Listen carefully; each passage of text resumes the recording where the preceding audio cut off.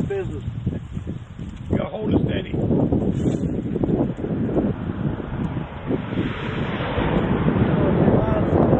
Here it must be limestone.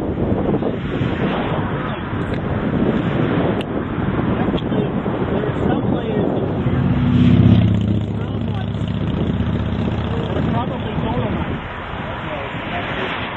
The magnesium has replaced the calcium. That's how dolomite forms. So this was a shallow, occasionally hypersaline shelf sediment. This is shallow water. Very much. This is Florida Bay, basically. This is exactly the same as what you see today in Florida Bay.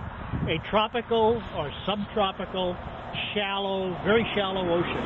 It's shallow enough that in hot, dry weather, it actually gets very salty. And it's the magnesium in that highly salty water that changes some of it to dolomite. And from here to the ridge off in the distance is all carbonate rock, because this is the bottom of the Paleozoic, and in the bottom of the Paleozoic there were no mountains here. This was the edge of the continent, and there hadn't been any mountains since back when that gneiss back there formed. So there wasn't any source of clastic sediment, and instead you got all the carbonate.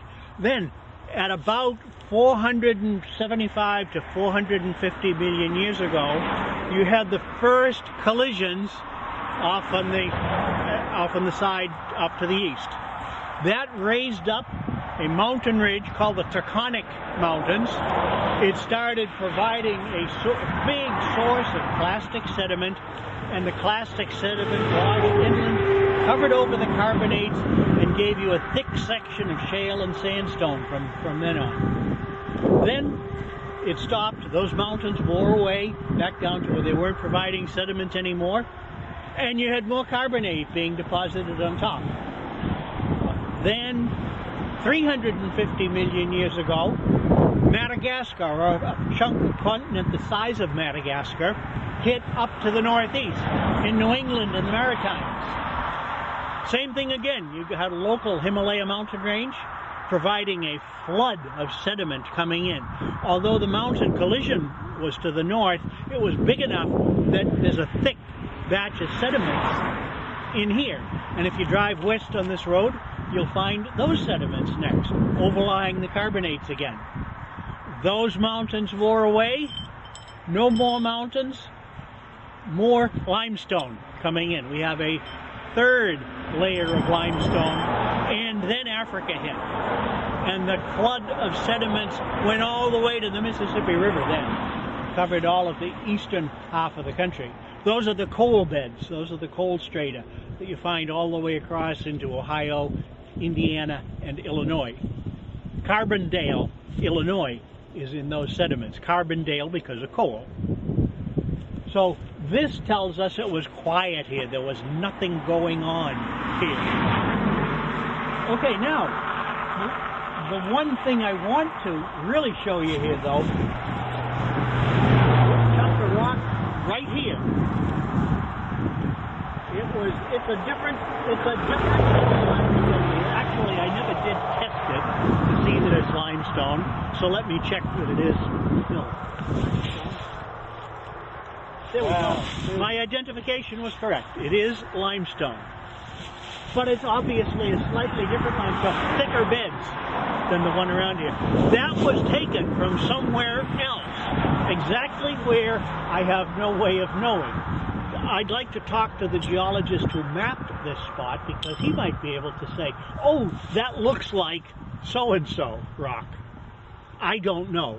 All I can tell is, just looking at this, is it was broken off from somewhere else, carried out here into that shallow water bay, and dumped right here, compressing the rocks around it, compressing the soft mud around it. This was solid at the time. The rocks around here were soft. And then more was draped over it. So this is what's called a drop stone. There are several ways to do this. One way to do it is with floating ice. The ice carries the rocks out, melts, and drops the rock. This was tropical at the time. It's not an ice-rafted dropstone, almost certainly. Another way to do it is tree trunks that grow around a rock.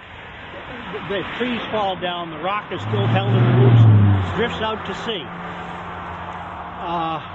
There weren't going to be any trees for another couple of 100 million years. So it was not tree roots. As a matter of fact, at the time, we don't know that anything was living on land. If it was probably mosses and lichens and nothing bigger. So it's not a tree root dropstone. Volcanic bombs will do that. Toss it up into the air and it flies half a mile. That ain't volcanic rock. So it's not a volcanic rock dropstone. Damned if I know. I do not know how that thing got there. Of course, I'm not an expert in sedimentary rock geology. I'm not a sedimentologist. And it might be that if I talked to someone who was, he could give me some ideas. But just looking at it, my ingenuity is not up to the task. Anyone else have any ideas? I'm open to suggestions. As I say, I'd love to talk to the geologist who mapped this area in the first place. He might be able to help, at least to the extent of saying